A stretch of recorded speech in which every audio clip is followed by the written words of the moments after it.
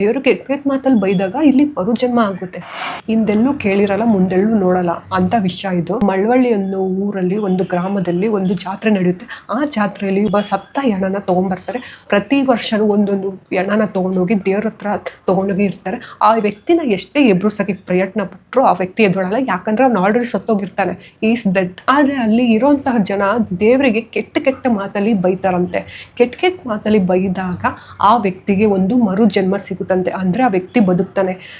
ಏನ್ ಲಾಜಿಕ್ ಅಂತ ಗೊತ್ತಿಲ್ಲ. ದೇವ್ರು ಕೆಟ್ಟ ಕೆಟ್ಟ ಮಾತಲ್ಲಿ ಬೈದಾಗ ಇಲ್ಲಿ ಮರು ಜನ್ಮ ಆಗುತ್ತೆ. ಒಂದ್ಸಲ ಎಲ್ಲ 2 ಸಲ ಇಲ್ಲ, ಪ್ರತಿ ವರ್ಷನೂ ಇದೇ ರಿಪೀಟ್ ಆಗ್ತಾನೆ ಇರುತ್ತೆ. 6ನೇ ದಿನ ಆ ವ್ಯಕ್ತಿ ಯಾರಿಗೆ ಮರು ಜನ್ಮ ಸಿಕ್ಕಿರುತ್ತೋ ಅದೇ ಒಂದು ವ್ಯಕ್ತಿ ಬೆಳಗ್ಗೆ ಸ್ನಾನ ಮಾಡಿ ಬಂದು ಅವನಿಗೆಲ್ಲ ಪೂಜೆ ಸಲ್ಲಿಸಿ ಆ ವ್ಯಕ್ತಿ ಬಂದು ಒಂದು ಮರಿಯನ್ನು ಕಡಿಯುವಂತ ಒಂದು ಆಚರಣೆ ಮಾಡ್ತಾರೆ. ವಿಷಯ ತುಂಬಾ ಶಾಕಿಂಗ್ ಆಗಿದೆ. ಸೈನ್ಸ್ಗೆ ಕ್ವಶನ್ ಮಾರ್ಕ್ ಆಗಿದೆ, ಹಿಸ್ಟ್ರಿ ಆಗಿದೆ.